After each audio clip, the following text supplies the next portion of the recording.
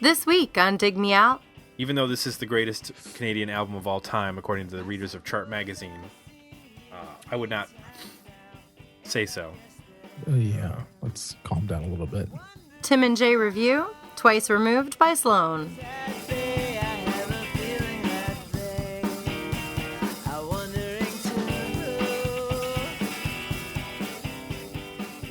Hello and welcome to another episode of Dig Me Out. I'm your host, Tim Minichi, and joining me as always, my co-host, Mr. Jason Ziak. Jay, it's episode 188 of season 4, and we are heading north of the border to a city known as Halifax to check out a band called Sloan. Jay, I'm not sure I know where that's at. Well, look that up right now. It's in Nova Scotia. Oh, wow. Yeah, I know that. And actually, Sloan have relocated to Toronto, so I believe they're a Toronto band. Oh, that's soft. Which is sort of like, you know, you start in Manchester and then you move to London, if you're for the English equivalent, or in the American equivalent would be you start in like Cincinnati and you move to New York City to Brooklyn, like the National, something like that. So it's Sloan. like almost Maine. Yeah. Look on a map. It's like near Maine. Yeah, it's pretty far east. Yeah. Yeah. Okay. Now I got my bearings. It's not quite Newfoundland, but it's right. over there. Is it? It's kind of an island. It looks like maybe. I don't remember my geography. I thought Newfoundland was the island. It's sorry. It's like a, what do you call it? A peninsula? Where it's got three sides of water. Yes. Excellent. Fifth grade geography coming back into play. Jay, Sloan, is this a band that you're familiar with? I am, indeed. I am not that familiar. I've listened to, you know, the well-known albums from the 90s, that ones that we either had in the studio or that people suggested, like One Chord to Another, Navy Blues. But it's not a band that I've actually kept up with. I haven't listened to any of their recent releases in the 2000s, and I really don't know them that well. And I probably should. I probably should be all over this band, but I'm not quite sure why I haven't gotten into them. When did you first discover Sloan? Oh God, I don't know, because I have Smeared, but I don't remember if I bought that. Yeah, I don't know if I bought that after. I may have been aware of that record when it came out, and it got a little buzz. And then I think I rediscovered the band maybe around, I don't know.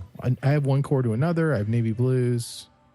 I have a lot of these records. Sort of around the time of the original record, I think I lost track of them a little bit and then got into them again, probably around One Chord to Another. Okay. Was when I started to pay attention to him again. I remember Navy Blues, like Money City Maniacs. I remember in college that got a lot of buzz just because it was so different for them.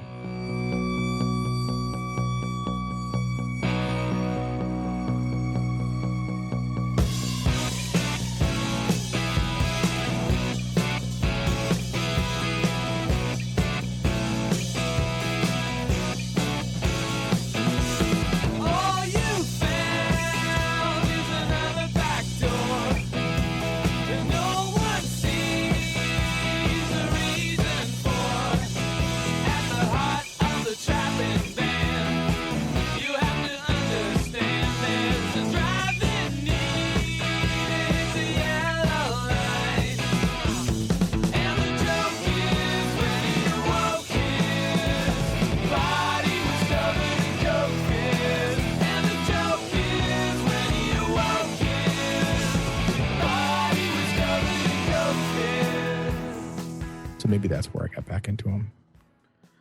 That would have been 98. Right, 98. Yeah, this is a band that for some reason I've just not connected with, so we're going to explore that on this episode.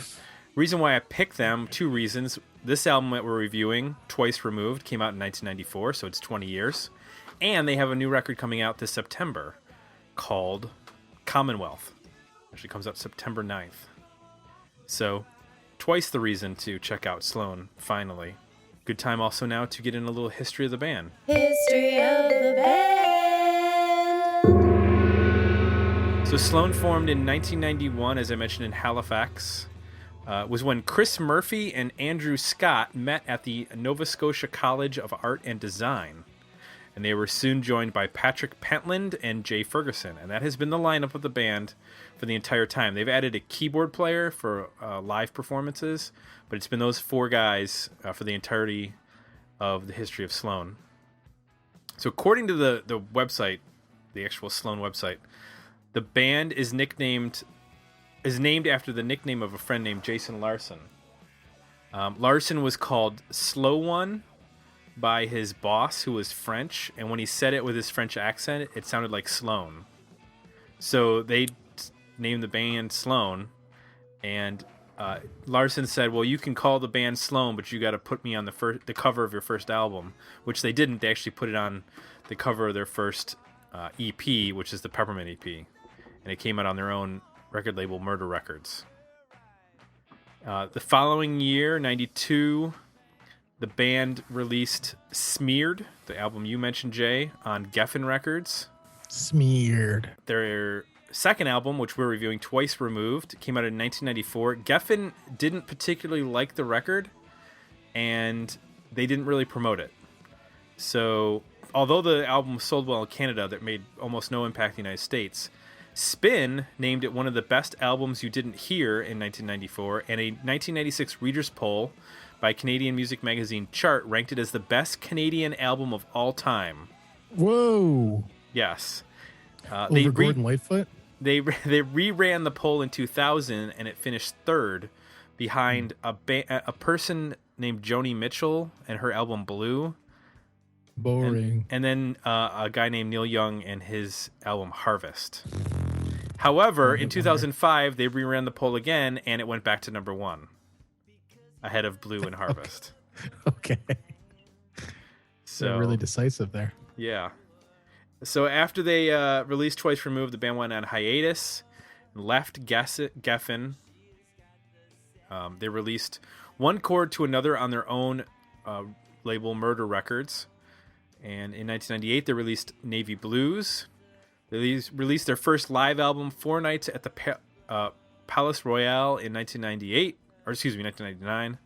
And then studio albums Between the Bridges in 1999 and Pretty Together in 2001. In 2003, they released the album Action Pact, which was a concerted effort, I guess you'd say, to break in the U.S. market. They worked with producer Tom Rothrock, who has worked with the Foo Fighters, Moby, Beck, Gwen Stefani, Motorhead, Elbow, Poison, Elliott Smith. So he was a big-time producer. That's my favorite record by them. Action Pact? Yep. Gotcha. Have you heard that one? I can't say that I have. If I would check that one out. Okay. Then they signed to Yep Rock Records for U.S. releases, and they put out their 8th album, Never Hear the End of It, in 2006, which contains 30 songs. In 2008, they released their shortest album, Parallel Play, and in 2011 released The Double Cross. As mentioned earlier, they're going to release their new album, Commonwealth, in September of this year. So this is a band that they involve 4 members who all sing and all play instruments, or all play all instruments. Normally the band is Murphy on lead vocals and bass, Pentland also on lead vocals, who plays lead guitar, Ferguson on rhythm guitar, and Scott on drums. Now, when Scott moves to guitar and sing his songs, Ferguson moves to bass and Murphy moves to drums. So it's a little confusing. Basically, from what I've read, except for 2 releases out of all the ones we've mentioned, every member has had at least 2 songs on every album. So that is the history and explanation of Sloan. If you would like to suggest an album for us to review, please visit our request review page at digmeoutpodcast.com. We got quite a bit of Facebook feedback on this record.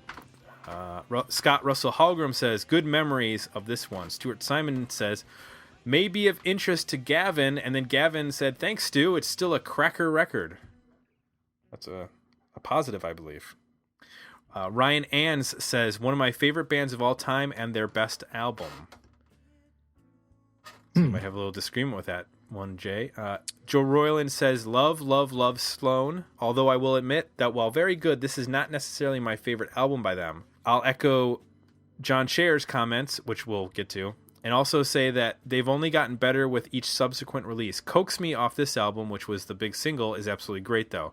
The album did great in their native country Canada, holding near legendary status there, but went virtually unnoticed in the States, which caused them to get dropped by Geffen Records.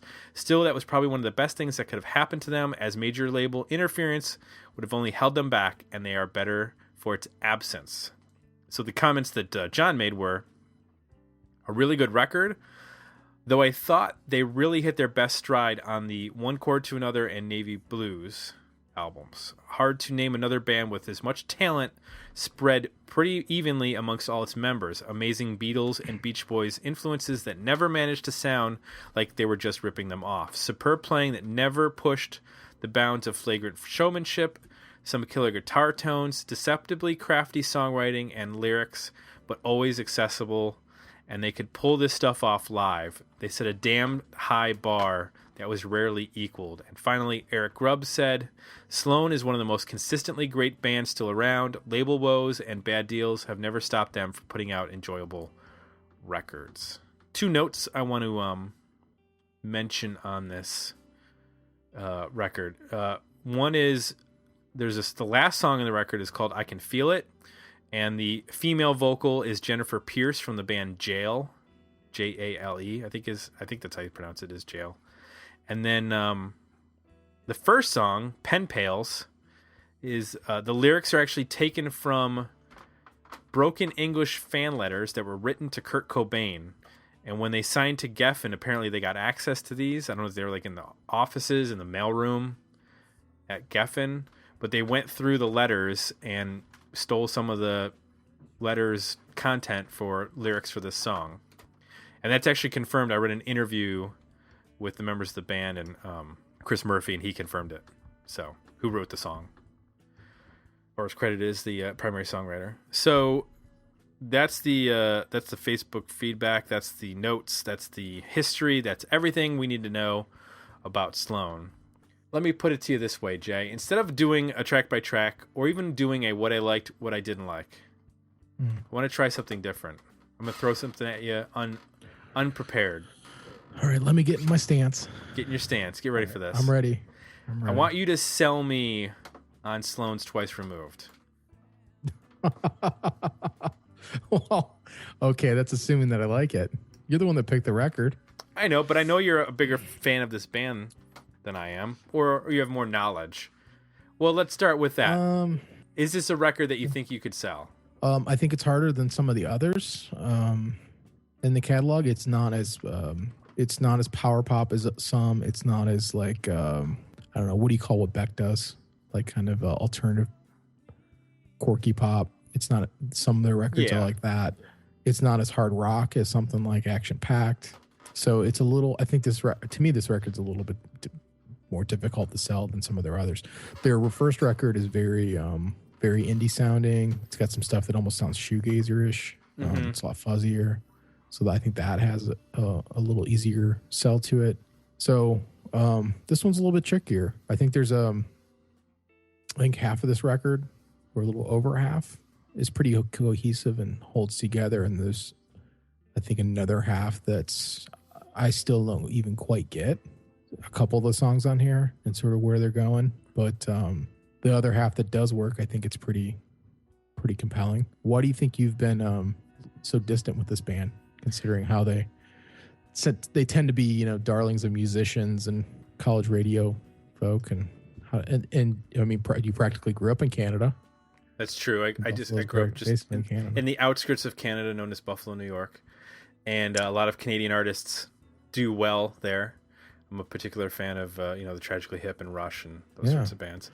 So why do you think you never dug your claws into this one? Well, I wasn't living in Buffalo when Sloan was gaining momentum.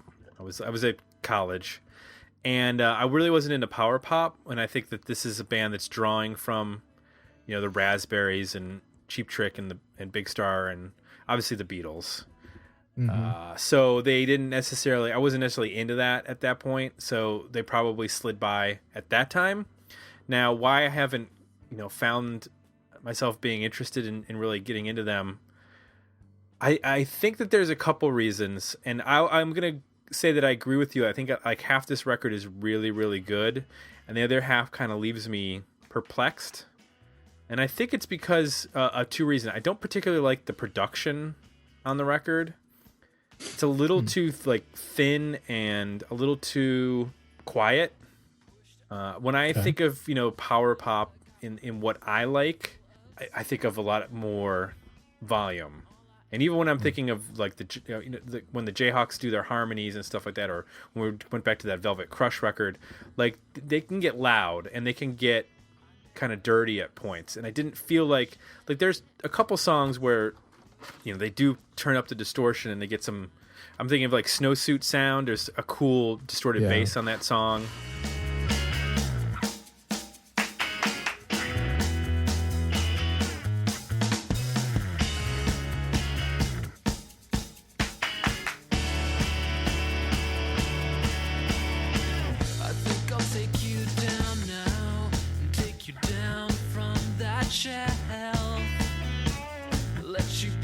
Set you free instead of keeping you for myself.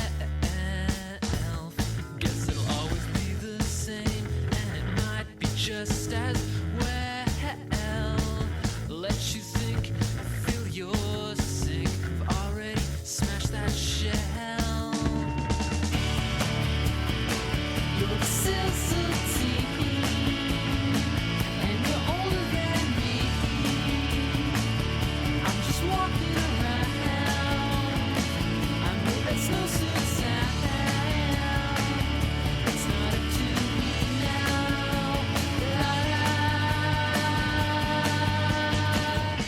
now. It has some of the coolest dynamics on the record. But I feel like even though there are some really good harmonies, and either though there's some really good lyrics, it never really reaches the heights in terms of a great chorus. In the way that I think of I want to hear like the Raspberries Go All the Way, or Big Star's Back of a Car, or something like that. I want to hear that big anthemic power pop chorus, and I never really get that on this record. They're completely fine, isolated individual songs, and the record as itself is okay. But it just never reaches the heights that I want it to. And I think it leaves me a little cold in that sense. Right. Yeah, it is weird to have, I guess a power pop band, I guess in the most general sense, if you're going to categorize them. They're certainly melodically oriented and drawing a lot from those types of influences. It's weird to have a band like that who... is a little resistant to the chorus, I'll say. There's actually a couple songs on here that don't really even have them. Right. Thinking of like People of the Sky, it's sort of like a repeating verse over, like they repeat it different ways, but it never resolves to a real chorus. And even though melodically it's really nice and well done, and it's got a nice full band sound, to your production point, it's one of the songs where I think it does sound big and full. On an innocent trip, how can one ruin so much? A belief in a soul, in a beauty, or in a touch? It's like a three-legged dog in search of a crutch. Dissecting and past all the motives as such.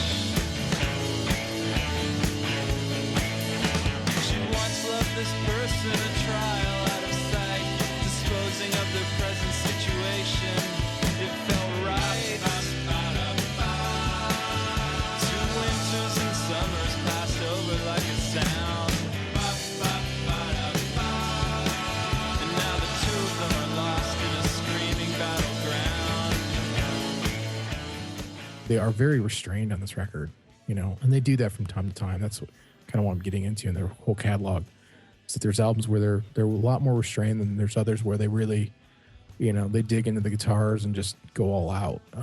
This is one where it's more a little bit more on the restrained side, and I think some of these songs in particular could use a little bit more volume and a little bit more energy. Yeah, the power of the chorus thing. I think getting back to that, I think one of the better ones is probably "Coax Me," which was the single. Funny thing about that song is I like that tune a lot. It's kind of built on the verse is kind of a Tom fill part and this really chimey picking guitar part, and shifts into this upbeat chorus with a shaker and pretty good hook there in the chorus. It didn't dawn on me until now when I listened to it is that it's a lot like Fleetwood Mac's "Go Your Own Way." Like if you listen to the dynamics of that, it's pretty much the same idea, let's say. And it did not hit me until I was just this afternoon as I was making my notes on it. I was like, man, this is reminding me a lot of something. And they kick into that chorus and the shaker comes in, and I'm like, it just hit me all of a sudden.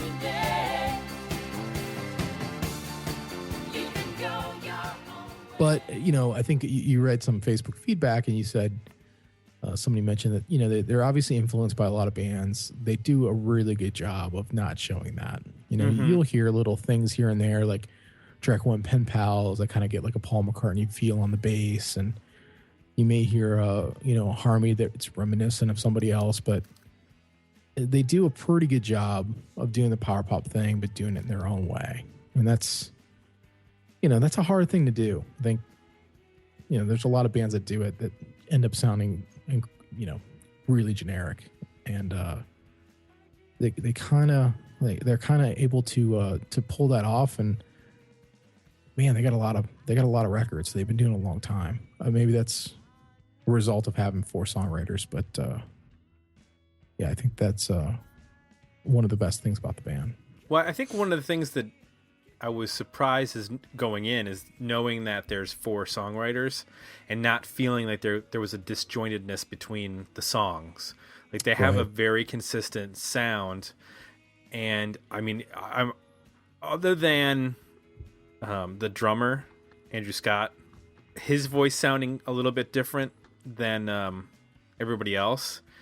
I didn't really feel like there was that much of a difference even in their vocal quality from song to song, but definitely not in terms of the quality of the song or even the style of the song, which is pretty remarkable. You find 4 guys who all have sort of the same, sort of ideology in terms of songwriting and what sort of influences are going to play in, so that they're all writing. It's not like you're getting one guy who's writing metal songs and one guy who's writing pop songs. Right. Like they all clearly have a similar background with their own sort of unique influences, but they're able to bring it together so that it forms this pretty cohesive sound throughout the record, which is, it's kind of shocking when you think about, we just had a discussion about 2 singer bands and how they can diversify between in an album.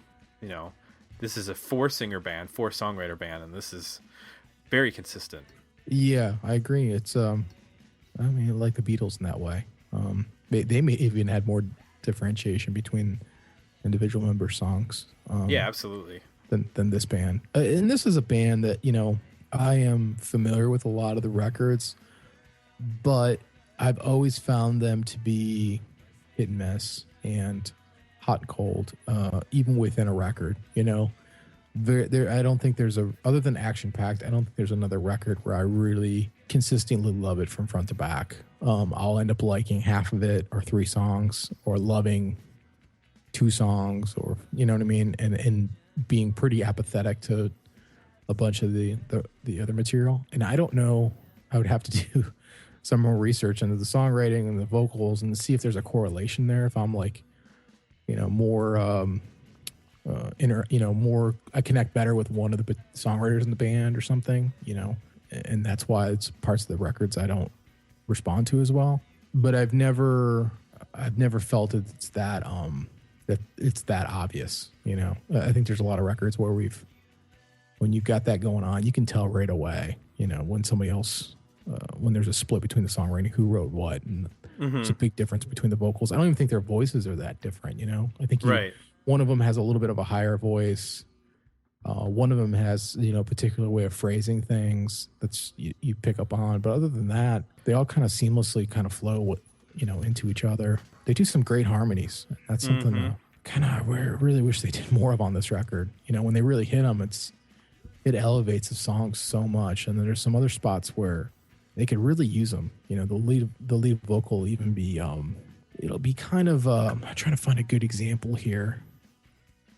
Almost, well, I think Pen Pals is a good example of, like, it gets almost droney and not formed enough. You know what I mean? It doesn't have enough inflection, or the melody isn't quite refined yet. It sounds a little loose in some of the songs, some of the weaker songs. Bells On comes to mind.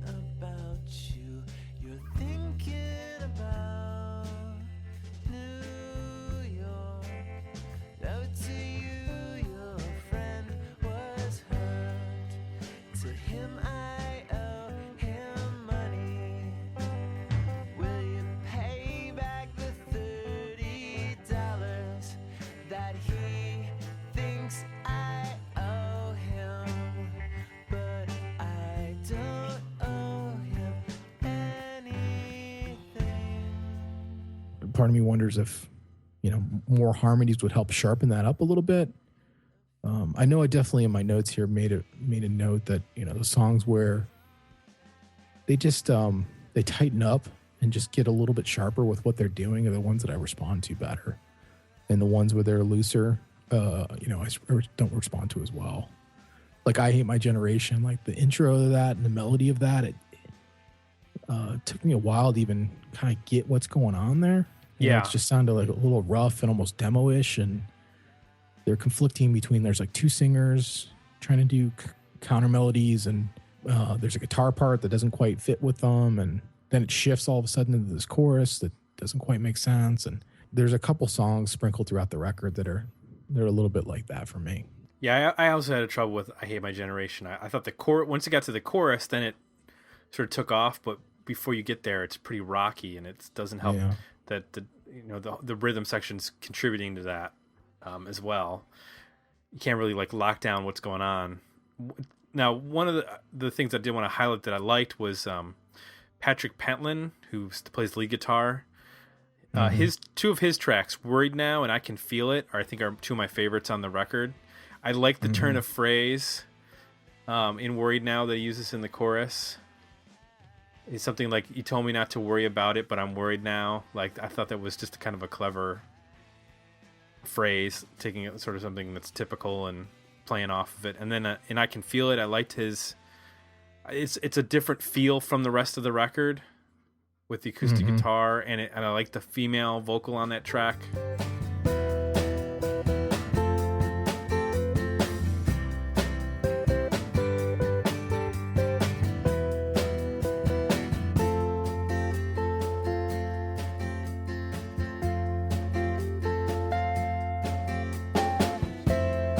She came running. I hate everything that came before me. Crushed. I'm breaking under the crush. Don't ignore me. 'Cause you know I can always make it louder. Three's nothing out of 10. But you got a thing for me.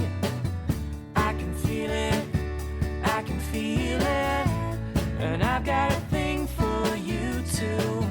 You can have it, you can have it. Thought that worked really well with his vocal. But then those were two of my favorite songs, but then one of the songs I liked the least was Loosen's track 6. It just bored me. Really? Yeah. Did you like that one? I got sucked a little bit into the melancholy of it, you know. I like the piano. I dig when they do piano stuff in general in this band. It goes on a little long. Of the slow songs, I felt was one of the better ones. I do agree Worried Now is a great one of, you know, probably top 2 or 3 songs on this record. It's sharp. Everybody's working together. The vocals and the guitar are really synced up on that one. Everybody's kind of in it for the song. Great harmonies on that one. And then, yeah, I Can Feel It is a cool, like, it's kind of got like a sunshiny kind of music bed to it. Mm-hmm. But there's a little bit of a darkness in the way that the vocal is approached, and has a somber kind of note to it, which is a nice mix to me. You know, I think if you just listen to the music of that song, it could have been really easy to have done something vocally on it that was a little bit more fun, and it wouldn't have worked as well. It would have kind of been silly. It's just a nice combo of light and dark on that song. That's was a little bit unexpected. It's a nice album closer too. Yeah. Yeah, I like that they closed with that rather than something that was slow. And like, if they had closed with Before I Do, I would have been disappointed, because I think that that's also a song it's like 2 minutes too long. It's 7 minutes long, and I don't want this band ever going to 7 minutes. Yeah, I agree. What'd you think of Deeper Than Beauty? It's the one. It's just a guitar, drums, and vocal. There's no bass. I was a little. I mean, that was a little weird. It's an okay song. It sounds like a demo, and it sounds thin. Again, that's the word that came up earlier. Without that bass, and I don't know why there'd be no bass. Like, I mean, do I have to break out my bass and play along to appreciate it? It's a bit of a missed opportunity. I mean, if they're just going for an album song here to just break things up, I suppose it's valid in that regard. But I think the song is actually better than that, and it's vocally, especially in the chorus, it's a little different than some of the other songs. It almost has like a Smiths or Morrissey kind of vibe to it, like the way he's delivering those lines. And I really just wish they would have brought the rest of the band in at some point. It really could have been a cool, like, a loud song too, you know, maybe keep the tempo the same, but really like use some heavy guitars. And, just let it get noisy, but have that melody through it. Like, as it sits, it's kind of just a filler. Yeah, which is unfortunate, because I think it's better than that. That riff that he's playing totally lends itself to, like, at some point, like a minute into the song, kicking out of the distortion pedal, having the bass come in at the same time, and just like rocking out, and it just doesn't happen. And it's like, this is repetitive now, and now I'm just listening to this same guitar thing over and over again. I've always felt this band maybe struggle with the whole loud rock thing. There's times when they really embraced it, and there's other times where it seems as though they're actively trying to avoid it. I don't know. I haven't read enough interviews with them to know if that's the case or something they ever talk about, but just being a little familiar with the catalog as I am, it just seems like sometimes that they purposely don't. And then there's other times where they make a concerted effort to, and it'd be nice if they just blended it a little bit more. Right. Yeah, I don't need them to go like Nirvana on it and, kick it and have this like wall of guitar. And in that interview that I read, there was a mention of purposely turning the volume down on this record because the first record was louder and everybody was making loud records. And they were like, you know what, we're just going to get lost in the shuffle if we make another loud album. So let's try doing something more restrained. He also mentioned about having some hearing problems at the time because of the volume. It was starting to affect his hearing, so that was also part of the reasoning. Yeah. But I think on this particular track, Deeper Than Beauty, that would have been an opportunity to not necessarily, go Smashing Pumpkins on it or anything like that, but just bring the second guitar in with some distortion, have the bass come in. Yep. Maybe that's cliche, maybe that's predictable, but when I hear the song, that's what I want to happen. Yeah, I mean, I understand, this band they're bringing, just by what they do, they bring something new to the table. They don't have to try that hard. They don't have to premeditate like, oh, we can't do that because we'll sound like somebody else. They're just one of those unique groups that everything they are doing naturally is, their own thing. It's not derivative. So it's something they really, if they were thinking about, didn't need to, because I don't think it was an issue. So let's do an overall rating on this record. I feel like we're in the same ballpark. For myself, on the rating scale that we use, worthy album, better EP, decent single, I'm at an EP. Even though this is the greatest Canadian album of all time, according to the readers of Chart Magazine, I would not say so. Let's calm down a little bit. Right. I don't even know that this is the best Canadian album that came out that year. How about that? Boom. Is that our follow-up topic? I can Google that real fast, but I hadn't planned on it. Best albums, Canadian albums of 1994. Best Canadian albums. I'm Googling Canadian albums. Tell me what you think, Jay. Yeah, while you Google that. It's tough for me. Like I said, I think being honest, other than action-packed, right off the top of my head, and without, this is a band too, I think, with most power pop albums we've discussed in the past, it ages very well. I think you get it. The more you mature and the more music you listen to, the better it gets, the more you appreciate it. So a lot of their catalog, I feel like I need to go back and revisit because I think I'll like it more than I have in the past. And I've liked it, I've liked it a good deal in the past. So I think being fair, up until this point, I would say almost all the records I would give an EP rating to and not a full album rating. This one I'm at 6. I could easily be swayed on a couple to get me to 8. That's technically a record.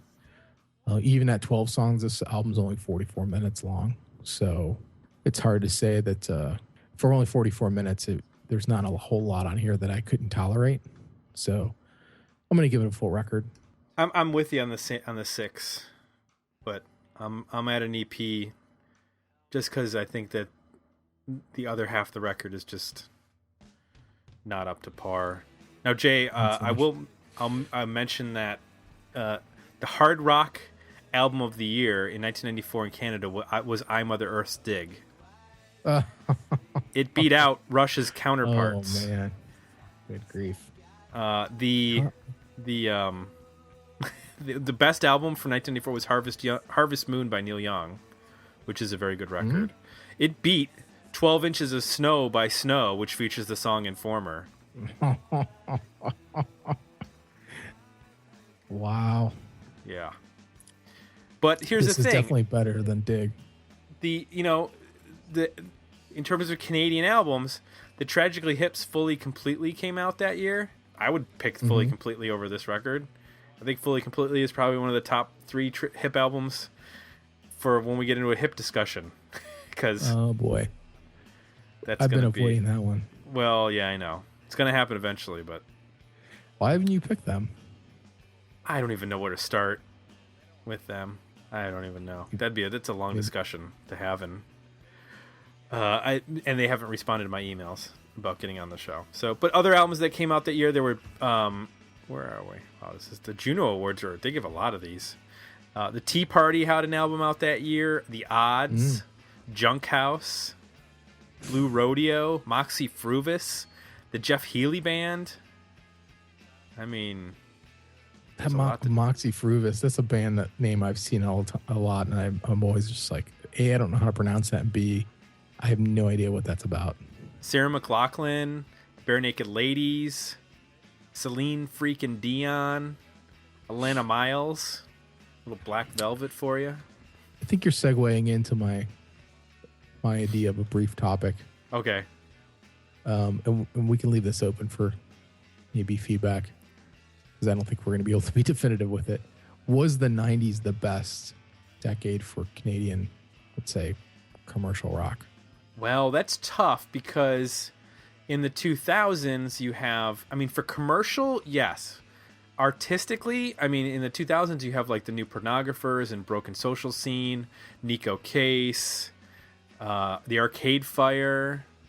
You have, I mean, there's quite a bit of Canadian firepower in the 2000s. Now you put that up against Our Lady Peace and Alanis Morissette, and so what did the 80s look like? I can't think of any in the 80s. Neil Young.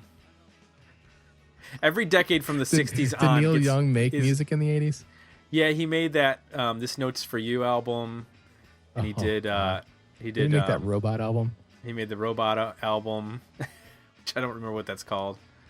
Yeah, he made some bad records in the 80s. He was in a fight with his record label. Oh, Loverboy, Canadian. Oh yeah, Loverboy, Triumph. Yeah. Would they be 80s or would they be 70s? No, they're definitely 80s. April Wine, but that's like late 70s, I think. Not a ton here. Honeymoon Suite, they had a hit in the 80s. Well, I mean, Rush is an 80s band. Bryan Adams. Yeah, they've never gone away. Yeah, Bryan Adams. I forgot about him. Corey Hart, Glass Tiger, Aldo Nova. Oh my goodness. So maybe the 80s are the commercial peak for Canadian crossover music into the United States. That's what we're talking about, right? We don't care how many albums they sell in Canada. It's how well you do the United States. Yeah, crossover. I meant crossover. Yeah. So maybe it's We're the Americans. 80s. Everything is about us. Right, exactly. I mean, Bryan Adams was a frigging juggernaut, and you back that up with Loverboy and Corey Hart. Yeah. I mean, there you go. Interesting. Yeah, I don't know. Let's open it up to the listeners. What's the best decade for the commercial success, I guess, U.S. and worldwide, of Canadian music? Is it 80s? Is it 90s? Or is it 2000s? I don't know. I mean, Arcade Fire sell a lot of records, so they could be up there. You could put the 2000s up there. I'm sure I'm forgetting many artists. So we'll leave it up to you. Chime in on the Facebook page. Or on I like the Canadian music. I'm gonna say, looking through thinking about all three of those decades, there's a lot of bands in there I like, or at least of respect. You know what I mean? There's some, there's bands that you might not love them, but you respect them. And I think a lot of those bands, if I don't love them, I at least have some sense of respect for. Whereas there's a lot of stuff, American music, that are American bands that I don't love and I don't respect. So, well, there you go. And of course, if you want to do your research, you can go ahead and Google, 90s albums in Canada or 80s albums in Canada, and you'll find. Like we are plenty, right now.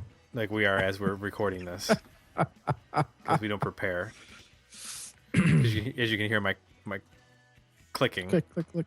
Click, click. Of course, I want to remind everybody, please head on over to our digmeoutpodcast.com website if you'd like to request an album for us to review, and check that out. Throw us some shekels so we can keep this podcast a-rolling debt-free. And please consider leaving us some positive feedback over at iTunes. Whether or not you listen on iTunes, you could be listening on Radio.io or Stitcher or many of those other locales, and we appreciate you checking us out. And that's it.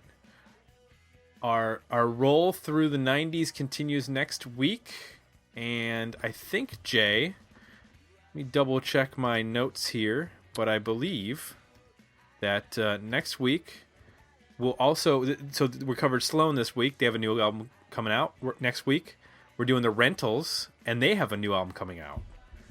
So, and we're going to dive into their debut record, Return of the Rentals, which of course was Matt Sharp from Weezer. And we might talk about a topic connected to people leaving big bands and going off on their own and how well they do. We've already we kind of did that with the Sebadoh one, but we didn't really dive into it, but that's another example. Yeah. So that's it. Sloan is in the books. We're out. Thanks for joining us, and we'll be back next week with another episode of Dig Me Out.